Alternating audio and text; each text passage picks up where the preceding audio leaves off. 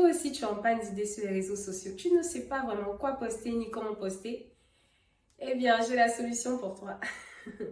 Donc bonjour, moi c'est Clémence et bienvenue sur Esprit Marketing. Donc aujourd'hui je vais vous donner 4 astuces assez intéressantes au cas où vous seriez en panne d'idées sur comment gérer, animer vos pages.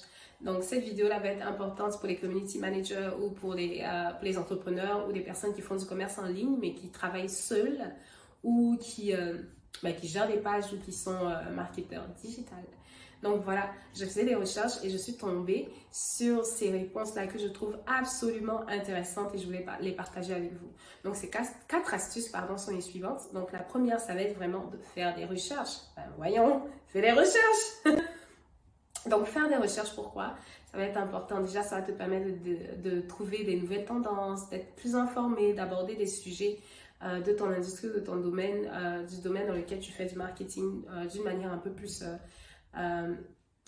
avec plus d'expertise, et ça sera intéressant pour les gens à qui tu vas apporter plus de valeur.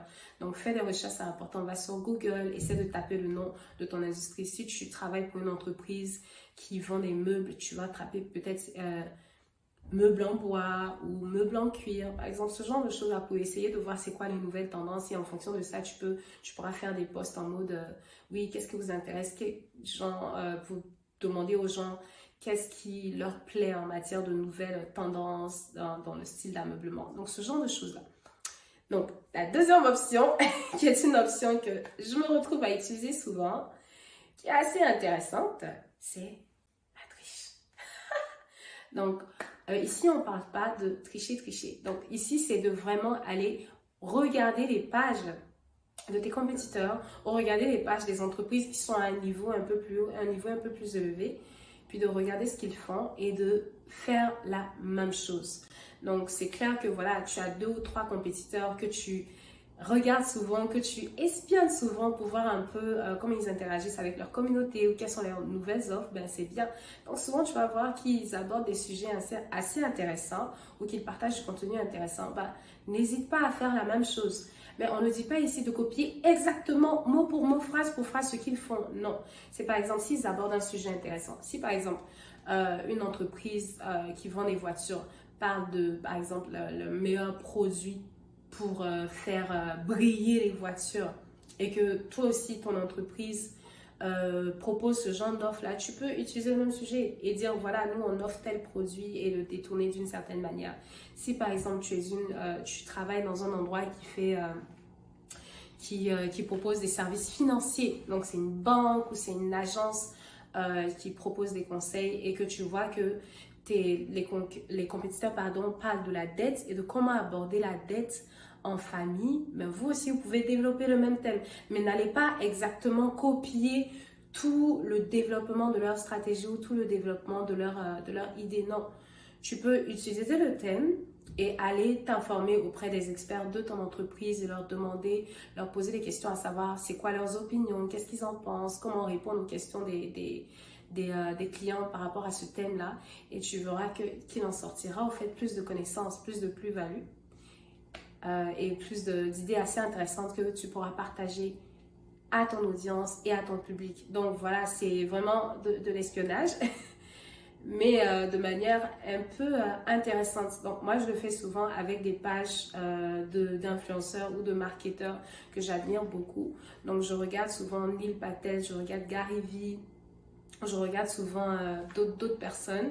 Puis en fonction de ce qu'ils abordent, en fonction des sujets que je trouve intéressants, je vais essayer de les développer à la manière dont moi je les comprends. Et la plupart du temps, quand c'est des sujets que moi-même, sur lesquels j'ai déjà travaillé, je serai plus à l'aise à les développer. Mais si ce sont des thèmes que je ne connais pas, s'ils ont abordé des thèmes que je ne maîtrise pas, je ne vais pas venir comme ça et puis vous en parler. Non, souvent c'est des thèmes sur lesquels moi-même je travaille mais que j'oublie. Tu vois, souvent on a des blancs d'idées, c'est normal.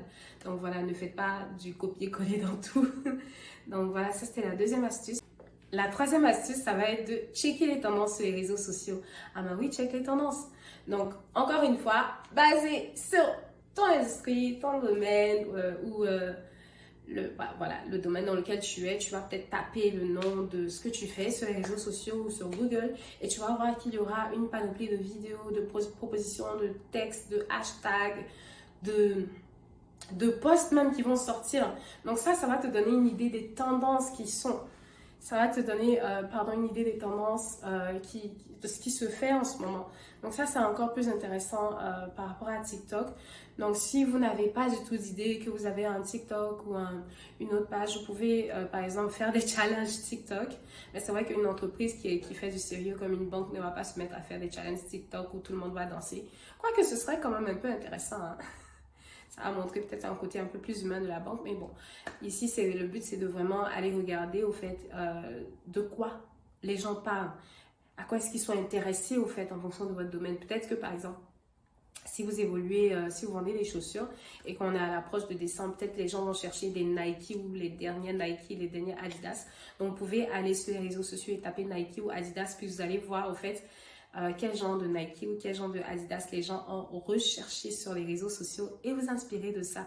Donc, allez chercher sur les réseaux sociaux, allez regarder dans le top des tendances, dans le top de ce qui se fait. Et souvent, même, vous n'êtes pas obligé de poster du contenu au fait qui a rapport avec votre industrie, à ce que vous faites, mais vous pouvez aller pitcher dans différentes idées parce que vos clients ne vont pas...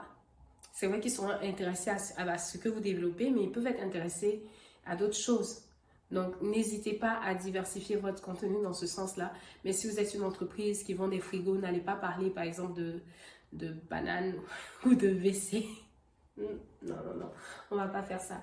Donc, la dernière idée, ça va être de réutiliser vos anciens contenus. En anglais, ils appellent ça repurposing old content. Retransformer vos anciens posts. Ce que vous pouvez faire, c'est d'aller chercher dans ce que vous aviez posté par le passé, sélectionner peut-être les 3 posts qui avaient eu le plus de likes, le plus d'enregistrements, le plus de partages et le plus de commentaires. Et vous allez les reposter. Mais on ne va pas juste les reposter comme ça, non, sinon les gens vont peut-être se rendre compte que vous avez juste fait du recyclage. Non. Ce que vous allez faire, c'est d'aller peut-être utiliser le même thème et le transformer sous un blog.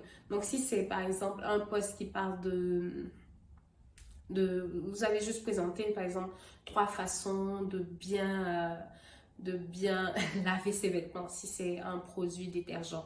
Vous allez sûrement réutiliser le post et en faire un blog, donc en faire un article ou peut-être même aller chez un de vos employés ou un expert et faire une vidéo avec cette personne-là qui va expliquer en quoi est-ce que votre détergent permet de bien entretenir ses vêtements, de bien garder la qualité des vêtements. Faire une vidéo dans laquelle la personne va peut-être expliquer les composantes. Et comme ça, vous allez voir que voilà, les gens réagissent plus, les gens seront plus intéressés. Ça sera le même sujet que vous aurez réutilisé, mais abordé d'une différente manière avec une autre stratégie et qui va encore attirer l'intérêt de votre audience. Donc, le recyclage ou le repurposing. Et ça, c'est une stratégie assez intéressante. Donc, n'hésitez pas à aller rechercher du contenu de il y a 1 an, 2 ans ou je dirais même 9 mois. Nous sommes sur Instagram de Esprit Marketing. Si vous n'êtes pas encore abonné, ben, allez vous abonner. Donc, je voulais vous montrer un peu comment est-ce que je vais aller chercher du contenu qui a eu du succès par le passé. Ici, bon, là, j'y vais un peu un peu manuellement. Vous pouvez faire ça, ou une autre chose que vous pouvez faire, c'est d'aller directement au fait sur Meta Business et d'aller regarder les statistiques de vos posts. Donc, vous pouvez aller soit dans la partie ici à gauche dans statistiques, ou vous pouvez voir toutes les publications et ça vous donne au fait un aperçu de tout ce qui a été posté, de l'interaction, de la couverture, etc. Donc, vous pouvez voir sur l'année, euh, sur les mois précédents, les posts qui ont eu le plus de succès. Donc, moi, ce qui m'intéresse en termes de mesure de succès, ça va être vraiment déjà l'interaction, les réactions, peut-être les commentaires, les partages et une mesure qui est très importante qui est euh, les enregistrements. Mais malheureusement, on ne l'a pas ici, mais on peut toujours regarder au fait nos autres métriques et déterminer le post le plus populaire. Donc ici, lorsque je descends un peu plus bas, je vois que le post qui a eu le plus de succès, eh bien c'est celui-là, un post qui parlait du syndrome de l'imposteur. Donc, on a eu 22 510 de couverture, on a eu 230 interactions. Je pense que ce post-là, il a eu autant de succès parce que je l'ai boosté. Donc, c'est un post qui naturellement avait eu beaucoup de likes, beaucoup de commentaires. Et en voyant qu'il avait beaucoup de succès, je l'ai boosté pour que, voilà, ça puisse aller dans le field de plus de personnes.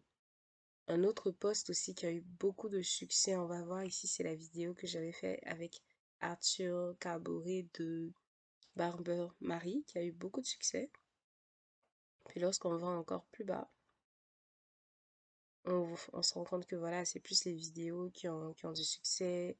Les posts, eux, ont pas mal de couverture, même si ça n'avoisine pas forcément le nombre de vues sur les vidéos, mais c'est tout aussi intéressant. Donc là, je descends un peu plus bas justement pour avoir du contenu qui date d'assez longtemps, pour ne pas que les gens aient l'impression que c'est la même chose, que je repartage encore et encore, parce que ce n'est pas ce qu'on veut. Donc je descends, on va voir ce qu'on a posté l'année dernière. Donc pour l'année dernière, on voit que le post le plus populaire était celui-là. Donc les posts qui ont atteint encore une fois à peu près 5000 vues sont les posts que j'ai boostés. Donc ici, c'est quel est le réseau social ou quel réseau social tu maîtrises le plus. Donc, encore une fois, après avoir vu le succès que ce post-là avait, je l'ai boosté. Puis ça a permis à Esprit Marketing d'avoir beaucoup de j'aime, beaucoup de commentaires et aussi pas mal d'abonnés. Donc voilà. Juste un petit récapitulatif. Les 4 idées, c'était vraiment de faire de la recherche, d'aller regarder ce que les compétiteurs font et ensuite regarder les tendances sur les réseaux sociaux et quatrième, de recycler vos anciens contenus ou de juste les réutiliser. Merci d'avoir regardé cette vidéo jusqu'à la fin. C'était Clémence de Esprit Marketing.